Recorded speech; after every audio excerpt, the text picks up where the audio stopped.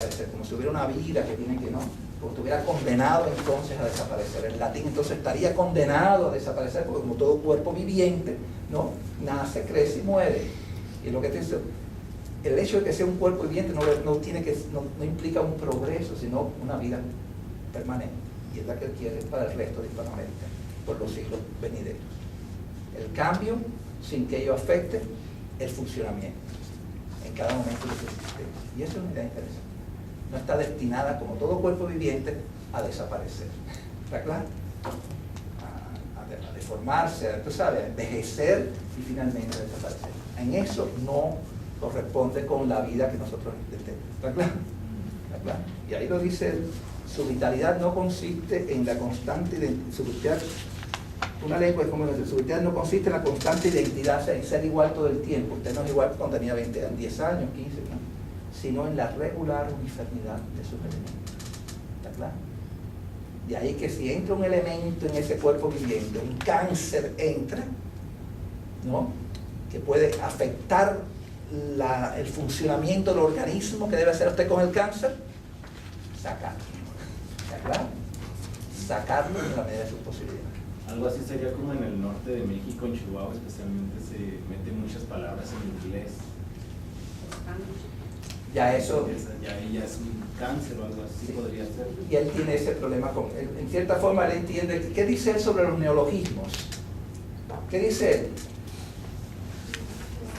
¿Qué dice él? ¿Son necesarios o no son necesarios? Sobre eso mismo, usar palabras de otras lenguas. ¿Qué dice él? Él habla sobre esto. A veces es necesario y a veces no. ¿Qué dice él?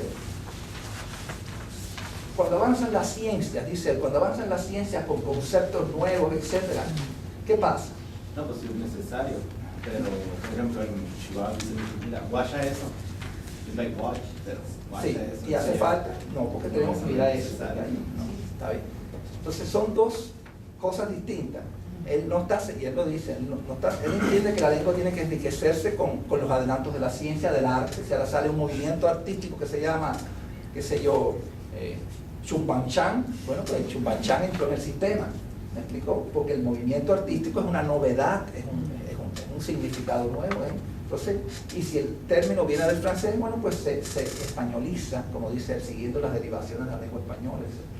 Pero si ya es para competir con otros que ya tenemos, realmente él entiende que no hace falta. ¿Okay?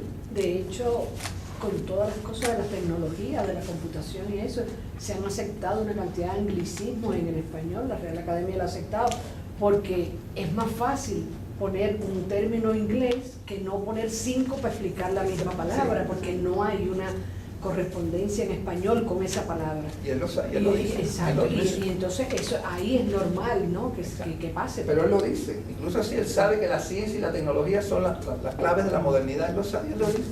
Ahí sí, hay que aceptar, para evitar circunloquios innecesarios. Y además porque no tenemos la palabra. ¿Está bien? ¿Verdad?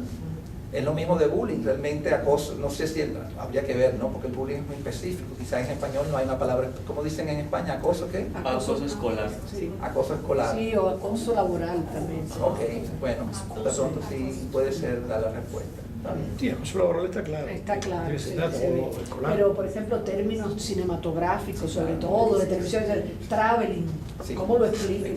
Hay una cámara con una línea, no sé qué, tienes que hacer un párrafo. Sí, y además, ¿para qué? Si ya es términos que son casi que de un campo que es prácticamente universal. Y él en eso no tiene, vean, aquí lo dice, si me ayudan a buscar donde él habla de que se aceptan cosas que pueden venir de la ciencia. ¿Okay? Sí, en la página 145, ¿no? Que el adelantamiento prodigioso de toda la ciencia y arte. Sí, tomado la lengua. Piden cada día nuevos signos para expresar ideas nuevas. Sí. Entonces él está consciente de que la lengua como viviente, como usted, ¿no? Se compra una camisa nueva, ¿no? En fin, como todo cuerpo vivo puede añadirse las novedades que pueden venir en su entorno. Pero cuando sean necesarias y no haya un término en español que realmente pueda ser utilizado. Bien, como ven, hay muchas ideas aquí y todo está en función de mantener esa unidad lingüística que no solamente va a tener una función casi política de mantener una unidad continental, ¿no? Es lo que va a corresponder con la unidad política que se quisiera tener en ese momento. Todo esto es una cosa utópica, sino también,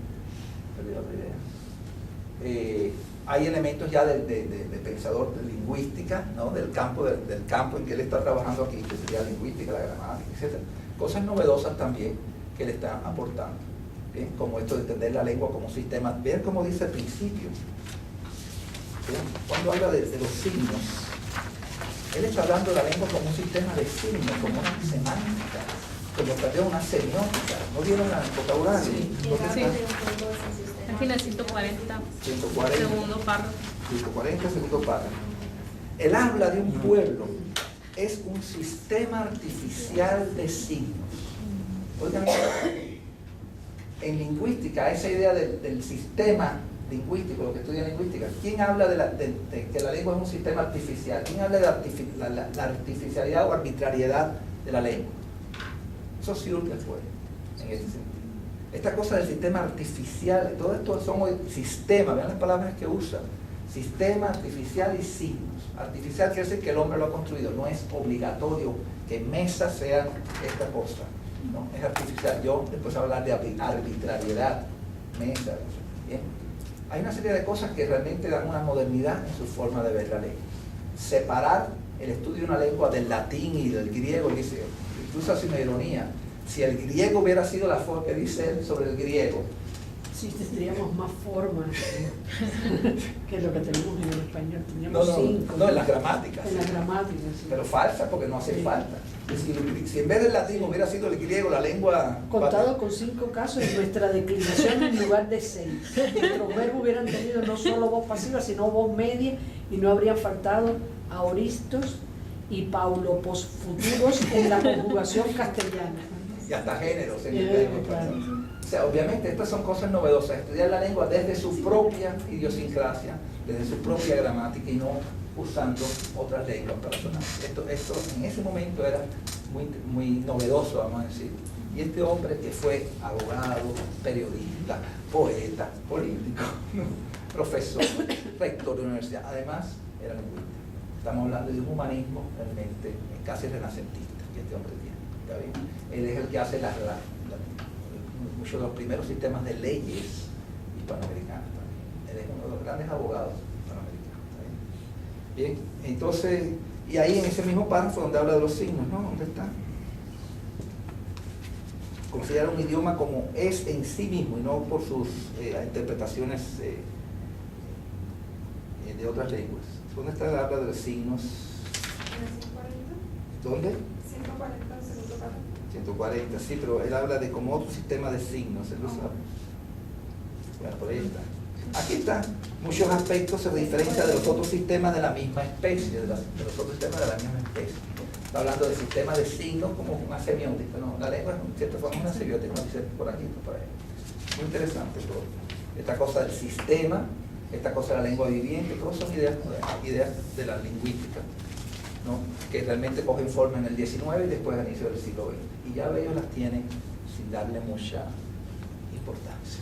Y otra cosa que dice, obedecen sin duda a los signos del pensamiento, a ciertas leyes generales que derivadas de aquella a que está sujeto el pensamiento mismo, dominan a todas las lenguas y contribuyen a una gramática universal. Chomsky. Bien, él habla de dos gramáticas, la universal y la particular. Y la universal, pero vean que la universal tiene límites, él habla de los límites de la gramática universal. ¿Cuáles son los límites de la gramática universal? Toda lengua tiene, obviamente va a tener verbos, va a tener sustantivos, va a tener adjetivos, ¿no? Esos son los límites. Toda lengua va a tener sujeto y predicado, y complementos, ¿no? Directos. Bien, pero de ahí no pasa la gramática universal. Él le pone sus límites. ¿Está claro? Y es verdad. Bien. Toda lengua tiene sustantivo, tiene verbo, tiene adjetivo. Eso. Bien. Ahora, ¿cuáles son los adjetivos de una lengua? Van a ser diferentes a los de otra lengua. ¿Cómo se va a relacionar un adjetivo con el sustantivo en una lengua? Va a ser diferente a otra lengua.